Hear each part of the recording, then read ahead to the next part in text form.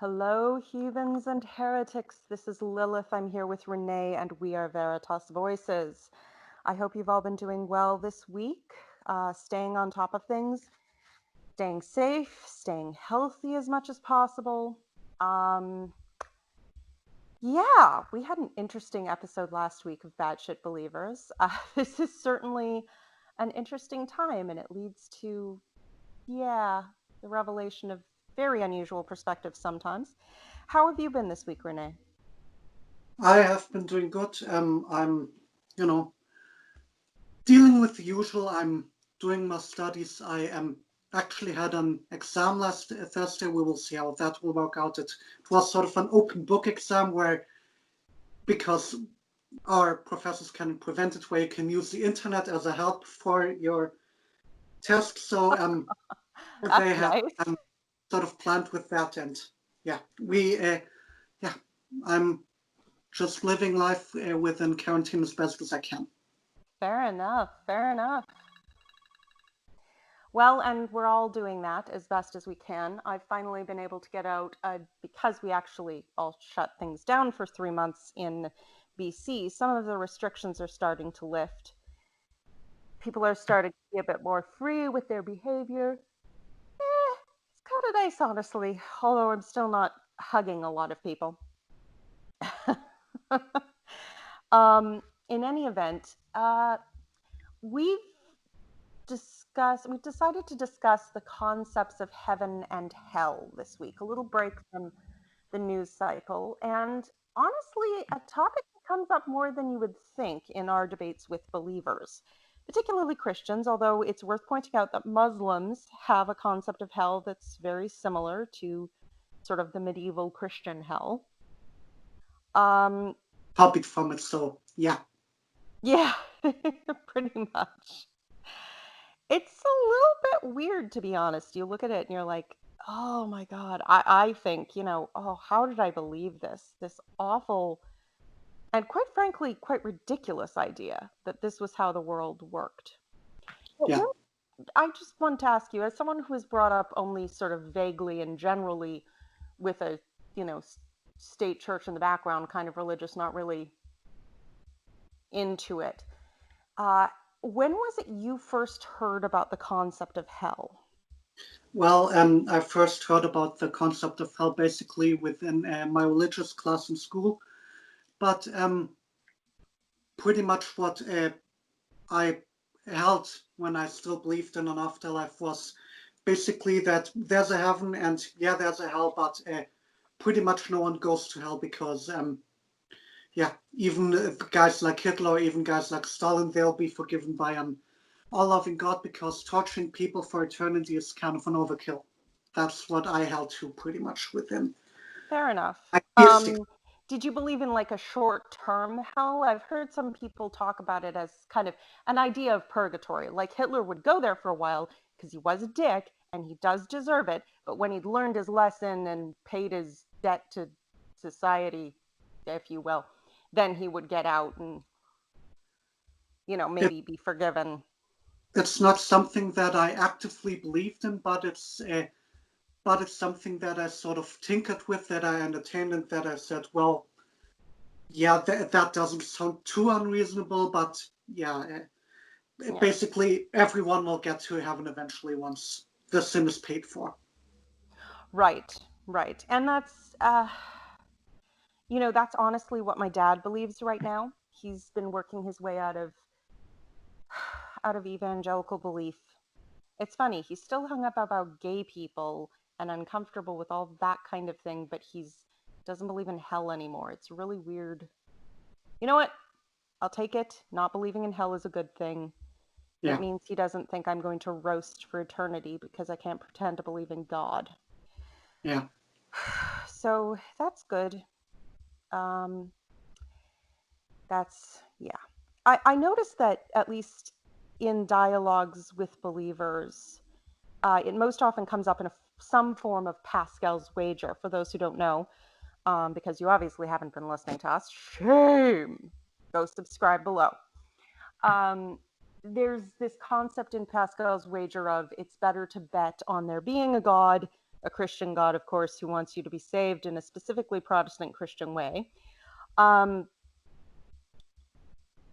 and it's better to just essentially go along with it on the off chance that there is a hell, because you really don't want to go there. Yeah. Um, there's in the original Pensées, which he did sort of make a pass at trying to come up with a good reason to dismiss other religious beliefs, particularly Muslim, but I've never found those very convincing, because they never they never subject their own religion to the degree of criticism that they subject other religions to. Yeah. Um, and not even close. Like, they don't even make an attempt that maybe they could pretend was intellectually honest. Yeah. It's yeah. I've always found that a bit unsettling, even as a believer. Can you think about the last time someone threatened you with hell? Um, I can't think of the last time where that happened, but I'm sure it was sometime last week. Definitely. Like, I get health threats or urges to repent quite frequently, and yeah, I Yeah, mean, there's usually at least an implicit threat. You'll see someday and it'll be too yeah, late. Yeah. but that's really one of my biggest objections to the concept of heaven and hell is that, right? I even if I wanted to repent, I find myself incapable of repenting, and I find myself incapable of believing in God because I I don't actually consider this to be a plausibility or even a possibility. So, what my biggest objection pretty much would be that with heaven and hell, that you basically get punished for thought crimes, and not even just the thought crime of not believing in God, but I will put this out there. He who has not sinned cast the first stone. I myself have had times in life where I fantasized sort of about killing a person that I wouldn't like, or that has been mean to me or bullied me. Not that I would actively do it, but that I had thought about it and that I would have wanted to do it. But in the end, thoughts and crimes, and really just because we maybe hate some people or just because we have some not so pleasant thoughts, that doesn't mean that an eternity in hell would be justified or that that would even be something worth punishing. No, it Life wouldn't at does a lot. all. And ironically, it this happens a lot with morality, because there's sort of the mythos that, by controlling your thoughts, you're ascribing to a higher level of morality. Um, and I can see where the argument goes, but in reality, it works just the opposite. Because when there's no difference between actions and thoughts, if you've already had a thought, it's no more sin to do the action. At least if you've had more than a passing thought. Sometimes there's like, did the idea occur to you? Well, that might have been Satan. So, it's not your fault unless you hang on to it and play with the thought. There's this whole convoluted system of justification and not justification. It's actually kind of worse, because you never know when you've done wrong. Yeah, And but you're always in the wrong. That was one of the yeah, worst things that Christianity did to me. And it's done a lot of fucked up shit to my head. Was convinced me that I deserved to go to hell by yeah, virtue of having sinned. And like, I'll give you an example from the thought crime thing. yeah, There was a point in my life where I was going through a really rough time. I was just basically trying to survive. A lot of bad things happened. I was struggling with depression. And I started having really violent and vengeful thoughts on the way to work, like fantasizing about someone being an asshole and me smacking them or something. Just weird stuff that had no place. And I was like, why am I even thinking these thoughts? And I realized that that thought gave me a little rush of adrenaline, because, fight or flight. Um, and that was literally helping me get through my day. That my body was basically giving me a shot of adrenaline with these weird, misplaced fantasies so that I could function, because I was in this really rough period of my life and I just didn't have the energy. yeah, And like, if I hadn't already freed myself from a lot of horrible dogmatic thinking, I would have thought I was being harassed by demons and that I was sinning, and I would have cried and repented and done all this horrible stuff to myself, self flagellating and all the rest of it. When yeah, in fact, this was literally a symptom of my body trying to function with depression, yeah. which under Just the circumstances was yeah, totally justified, but I won't get into it. just one question. But you didn't actually smack someone upon the head, right? No, no, no, no, Yeah. no. And it was a fantasy. It was sort of a way to deal with it. It was sort of thoughts that you needed to get by, and we all have those. But Yeah, yeah. And uh, it it was it was sort of a bit weird and random yeah, in some ways. So there was that element of it. But yeah, it was just my brain being like, we do not have the energy to function. Where yeah, can we get the energy? Hello, adrenaline. yeah, Let's think of something that'll give us a shot, basically. yeah. Again, And this is I not a get where healthy way to function in okay, your life, which is yeah, good that I figured that out because then I was like, this is bad. I should go do something about this because health is important. yeah, But it wasn't a sin. It was my brain trying to deal with a very difficult situation and help me be functional through it. yeah. And I get where I come from, and trust me, I too have had violent thoughts. I sometimes still have them. But one thing which I've learned within law, because I study law, as you know, Hmm. is that intent is only relevant once an action is performed. Like you can have intent at point X, and that's not punishable, or you can have if you don't have intent to do X at point X, then you simply don't have intent, and you cannot get punished for the intent that you have before or after. And Yeah, really, you could think of any number of yeah, weird and like probably illegal like things that you could do. there's scenarios like one scenario is like it's a bit of a weird scenario where you sort of kill a person but or you think you kill a person, you try to kill a person, but that person then was dead. But and when you try to get rid of the body, then that person dies during the action of getting rid of the body, and you have a sort of problem with the intent because on one point you intended to kill that person, but it didn't work, and on the other hand, you didn't intend to kill that person, but then it did actually work. So there's a sort of problem with within law. But really, my what I'm trying to say is we all have evil thoughts, or we all have violent or moral compromising thoughts, but those are okay. Those are part of our nature. What is not okay, at least in most cases, is acting on these thoughts and letting those get the better of us. Well, and it also just, from a purely practical point of view, it's extremely unhelpful to regard these thoughts as sins that you deserve to go to hell for. Like, Yeah, if you're actually, like with what I was experiencing something that was symptomatic of depression because I was going through something difficult at that time. yeah, I was able to figure that part of it out and to say, okay, this isn't what it seems. What do I need to do? What can I learn from this? How can I best deal with what's actually going on? Whereas it would have been incredibly harmful and totally useless if I had been just, oh, I'm a horrible sinner, blah, blah, blah, blah, blah. It, that doesn't help anything or anyone at yeah, any point. And yeah, I guess that's just another part of it is you think you're trying to call a higher moral standard and you're really just doing harm. Like yeah, actual harm. It's not even morally neutral. But another thing that a lot of atheists point out quite habitually, much to the annoyance of many believers, is the total immorality of the hell concept. yeah, I mean, the idea of eternal torture is bad enough. But on top of that, there's the whole complete binary. Like everything is either 100% good or 100% evil.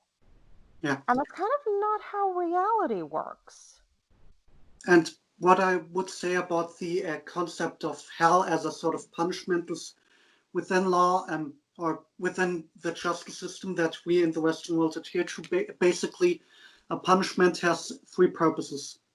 The first purpose is protecting other people, Mm-hmm. right?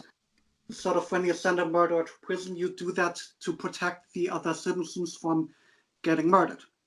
Right. But He can't murder anybody else if he's locked up, and we're all quite happy for him to be locked up and not yeah, murdering us. Nobody but likes murdered. pretty much with the concept of heaven and hell, and with an omnipotent being around, making sure that we don't do evil things and that sort of stuff, who would need protection from the person in hell, right? Mm-hmm. The other thing is, it's or the other purpose is redemption for the person in prison. Like you have done this sort of stuff, and now you need to learn your lesson. Now you need to pay the price, but you also hopefully come out better after Right. You you need have to learn how bad this was by suffering the consequences yourself that you unjustly foisted upon some other person. But what's important is Um, it's not an act of vengeance, it's an act of you have done wrong, therefore you need to suffer this penalty, but we hope you learn through this penalty so that you come out a better person. And really, yeah. if you don't come out of hell at all as a better person, you don't come out of hell at all, period. Mm, true enough. And that's And really one of the biggest problems that I have with hell as well as this sort of torture thing is I don't see how this supposed justice of God doesn't, in the end, purely reduce to vengeance, basically, to punish for the sake of punishment and to torture for the sake of torture, which is basically a sick form of self justice, which no justice system in the world, in the Western world I know of, would support. and that's the thing. It's part of because we have seen unjust systems, legal systems and social systems on earth. And one of the things that is absolutely the hallmark of an unjust system is to have wildly disproportionate punishment Yeah, where you want to take an example from literature, Les Miserables, and you've got Jean Valjean, who ends up in prison for what was it, like 10 years because he stole a loaf of bread yeah, to feed like his sister's children yeah, who were at the point of starvation. So, like, the most ridiculous thing, the most extreme, unjust, disproportionate punishment. Should we all be allowed to steal bread whenever we want? No, of course not. But even the Bible says we don't despise a man who steals because he's starving, yeah, even though you still kind of have to, do the crime, pay the time. But we all understand that. And yeah, yet, things we do here, even by just our very nature, are somehow crimes so abhorrent that we need to suffer a fate worse than death. yeah, which would be torture. And that is really also one of my biggest beefs with hell is, yeah, the thing with torture, right? Mm-hmm. Within the Western world or within the Western law systems, and I'm speaking here of the German law systems specifically, we have a thing known as human dignity. And Mm-hmm. this human dignity that we all have forbids us as enforcers of justice or the state or whatever to torture people because that reduces human dignity, that reduces us to basically objects of the justice system or as objects of the torture or as nothing more than a means to an end.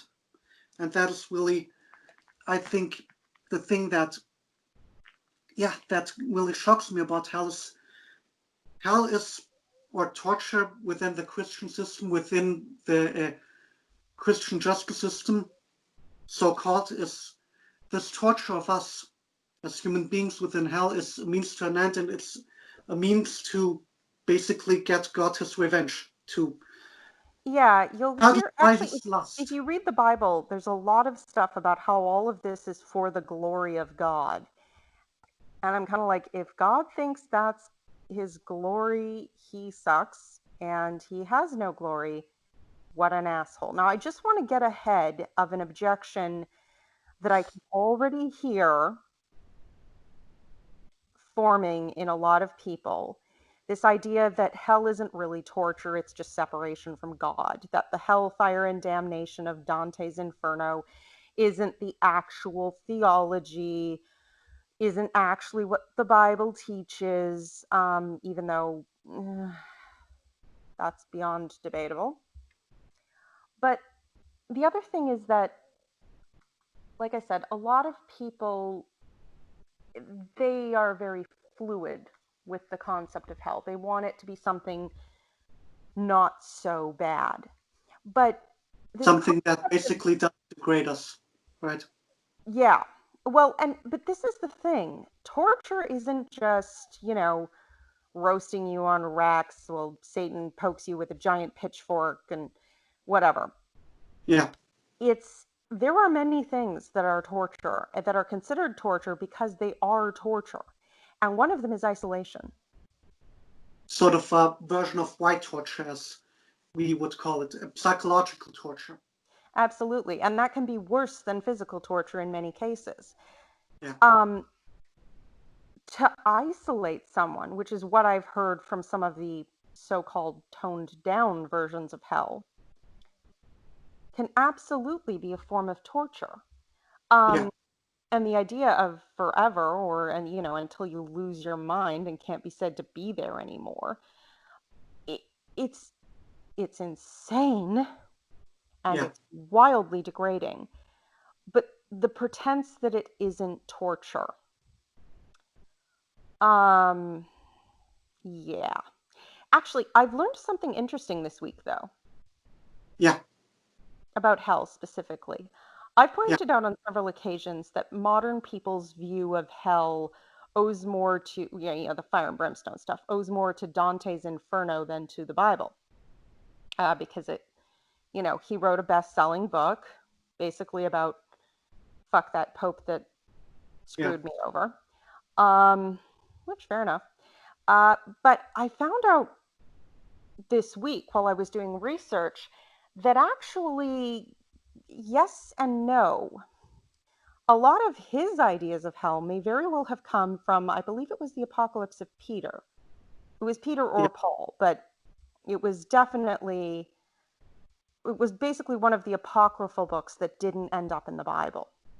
yeah, And that is pretty much reads exactly like Dante's Inferno with all of the dramatic torture personae and, everybody's being tortured in all these various interesting ways because, if you can't be creative with it, why bother? And yeah, it's total insanity, and very disturbing, but at the same time, disturbingly familiar. And it's one of the things I've noticed because a lot of those books that didn't end up in the Bible still strongly influenced Christian thought, yeah, and traditions for a long, long time. So, yeah, technically, I suppose we could call it a heresy since it was cut from canon, but yeah. What I do want to say about the different versions of torture that you brought up, like isolation or fire and brimstone, or if we were to look within our modern world, like waterboarding or whatever SJ brought up last week, I still remember that.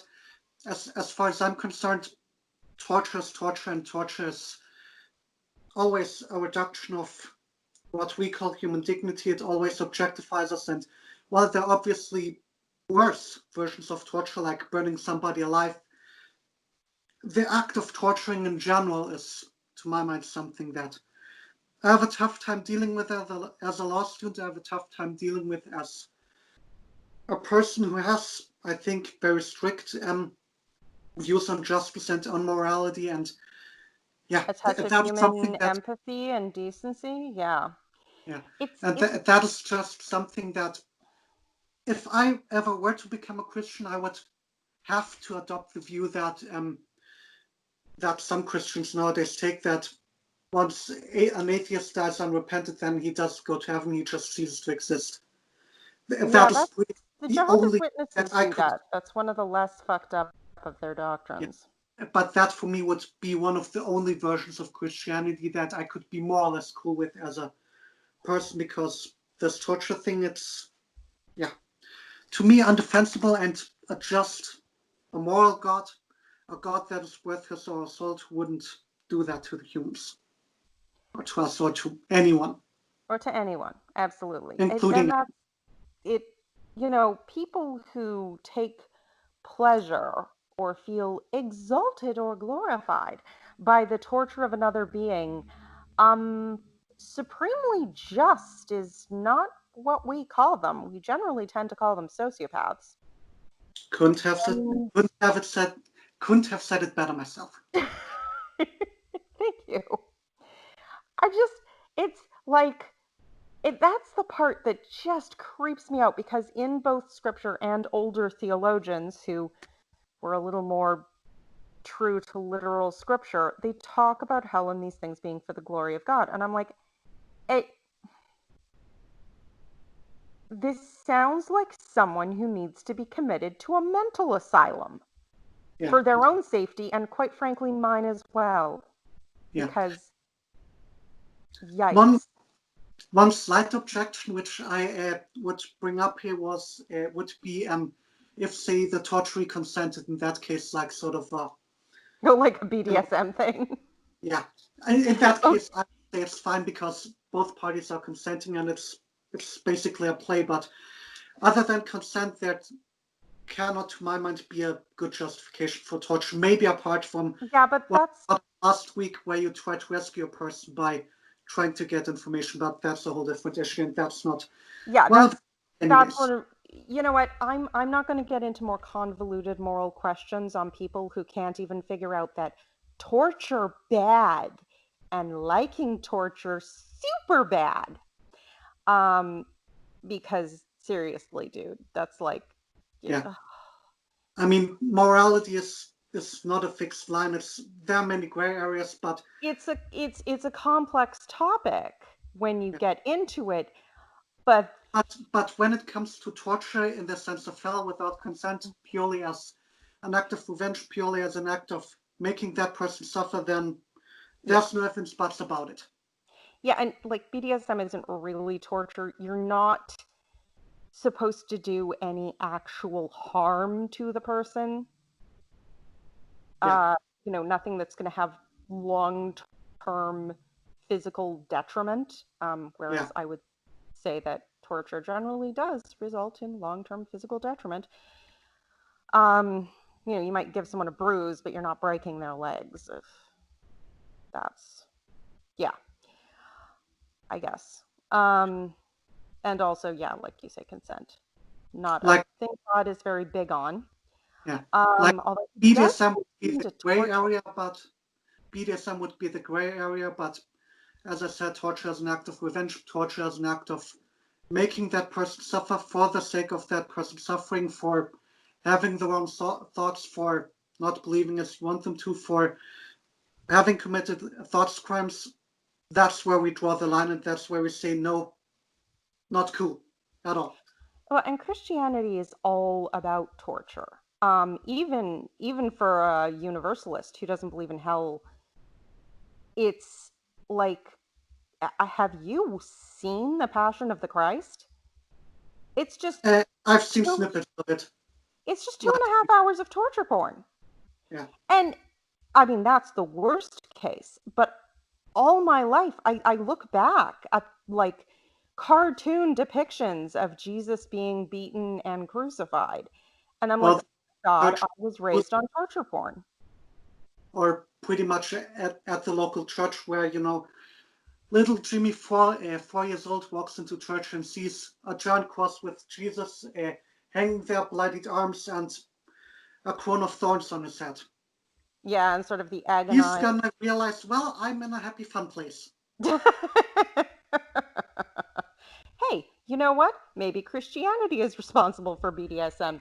You grow up that many people with torture porn, it's bound to mess with some people's heads to a certain degree. Yeah. There you go, Christianity. Good job. You're responsible for leather daddies. Well, that's a I one don't positive I don't that know if can. that's actually true, but that it's a very plausible hypothesis. Not Yeah. sure how you would test it. I don't actually feel the need to, but whatever. Oh God. You see, it bothers me even still that I swear by saying, "Oh God." But I suppose that is breaking a commandment, so maybe I can feel okay about it. It's like it's one of the things that's just ingrained within our language and that we can't help, True. basically.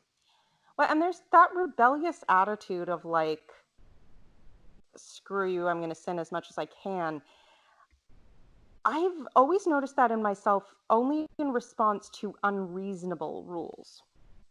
Rules that, you know, don't make any sense and aren't obviously for good reason. If there's a rule with good reasoning attached, I have no problem, of course. You know, we all drive on, well, the right hand side of the road here. It might be the left for you, but we all drive on the same side of the road. Makes perfect sense. We're driving around in giant pieces of metal with combustion engines. Best not to hit each other. Yeah. Rules Like I don't have a problem with. Not following. basically, Good yeah. cause. That's basically also sort of the purpose of laws, right? I mean, one thing which I am frequently encouraged within my studies is asking, okay, this law right here, why does it exist? What's the purpose? What's its Hmm. application? What can it be used for? And that's Right. what we need to ask ourselves constantly. Why? And also, I think what we would need to ask ourselves again to bring it full circle with hell.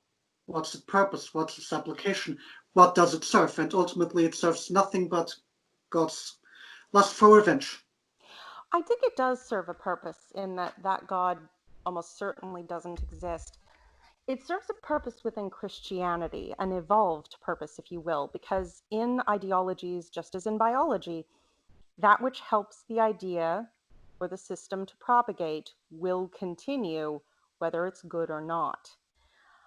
You mean sort of Um, you mean sort of the Bible has that built in as a protection mechanism to counter unbelief because if you believe in hell, then you well, are for smart enough. example, Jesus was not the only mystery, suffering, dying, and rising God cult that was going in the first century.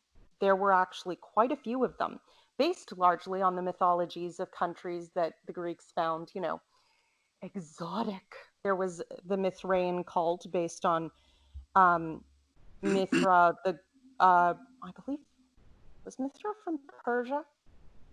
I But have there no was idea. also an Osiris cult based on, you know, the dying and rising god from Egypt, but it was a Greek cult based on that older god concept, which was kind of its own thing. Yeah, There were all these different ideas, very similar to Christianity in that regard. Yet Christianity came out ahead. And I honestly believe that one of the reasons is because it demanded exclusivity. You could worship Mithra and still go and offer, you know, sacrifices to Jupiter or whatever was socially acceptable and required for you as a, you know, citizen of whatever country or city that had whatever yeah, patron deity. As a yeah. Christian, you couldn't do that. You felt like you were betraying God if you did that. It was very dramatic. And Um, sort but of that, parent. well, requiring more investment from people, actually to the point of putting their lives at risk, will end up with some dead followers. But the blood of the martyrs is the seed of the church. People have this psychological thing where when they feel they're being unjustly persecuted, whether it is or not, they will cling harder to something, even if it's both false and detrimental. It's part of that rebellious bit of our nature that sometimes is the source of greatness. It's certainly the source of great discoveries and the source of every revolution against tyranny. but also, unfortunately, the source of crap like this. So basically, the phenomenon that if we encounter something that doesn't fit our fancy or that goes against what we already believe or that discourages us from our beliefs, or if we are persecuted, then we are not in the wrong, but we are the martyrs, and therefore we double down on it, Yeah, basically. it's honestly it's a bit childish too, a bit of a you can't tell me what to do impulse.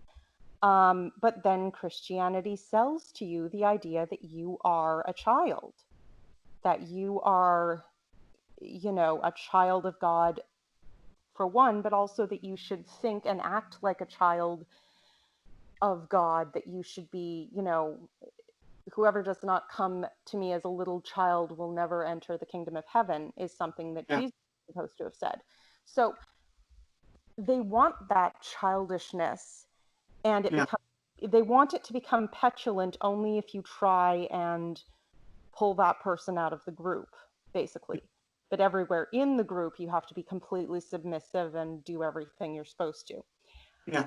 And And again, on the other hand, would be again this sort of thing where you should love God because God helps you and God will reward you with an afterlife, and He gave His life for you, and He helps you within your everyday life, and He loves you so much. But at the end of the day, you are not only supposed to love God, but you are also supposed to fear God because, yeah, yeah, it's a very screwed up dynamic. It's based on basically all the most unhealthy parenting ideas you could ever come up with.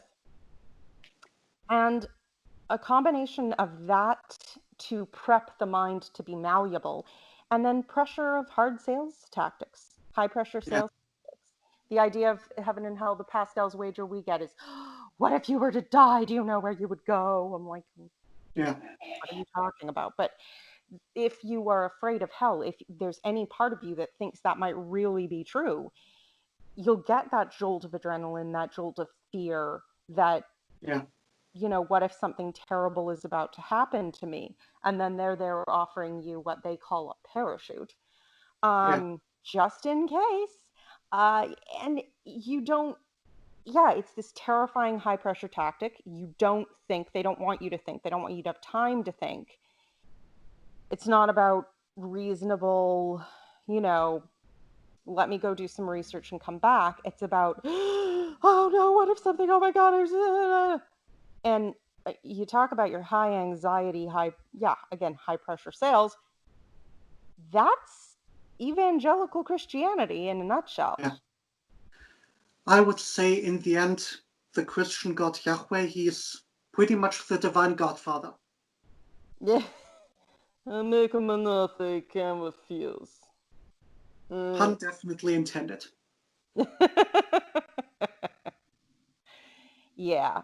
And this is the refusal to admit that the coercion in the Christian doctrine is coercion, the attempt to pretend that it's a free choice is, oh, it's pretty bloody crazy.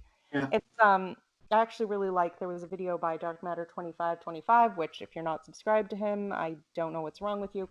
There's a cartoon of basically a courtroom where a client is being defended from charges of theft. He goes up to a guy with a gun, says, "Give me your wallet or I'll shoot you."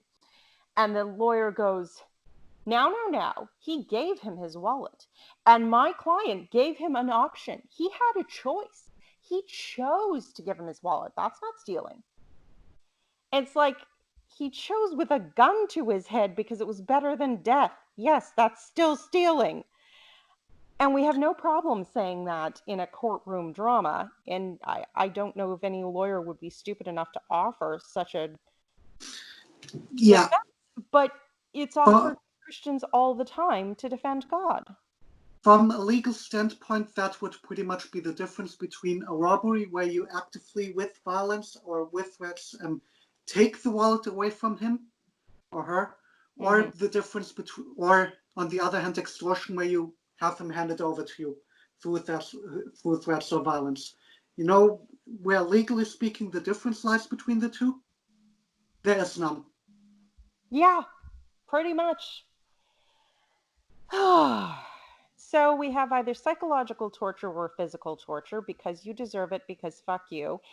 And it's not God's fault because you chose to be tortured, because that's totally a thing that anybody chooses. Even when they don't believe said torture exists, it's all your fault. Logic.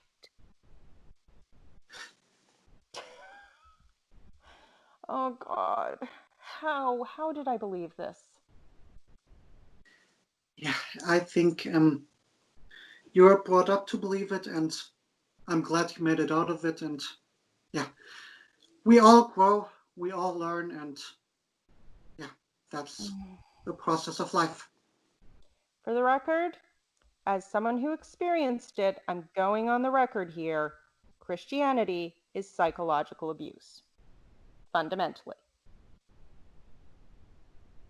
At least evangelical Christianity is, from start to finish, psychological abuse.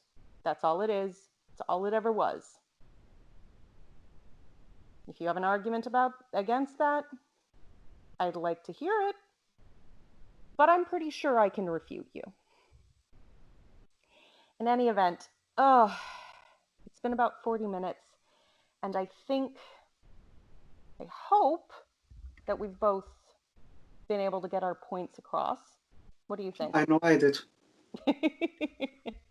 Well, I'm hoping you'll be all right with doing batshit believers sooner than usual, because let's face it, the crazy is just all over the place these days, and we all need a laugh. Yeah, And Jen was kind enough to send in another tweet, so I think we should do that again next week. So tune in for Batshit Believers, tweets from Batshit Believers. And yeah, send us any suggestions if you see anything unusually crazy, because I gotta say, there's a lot of crazy out there, people. We might as well have a laugh. We deserve it. That is something I do deserve. So there you go.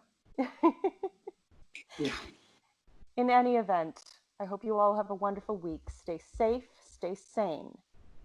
Take care of yourselves, take care of each other, and reason bless.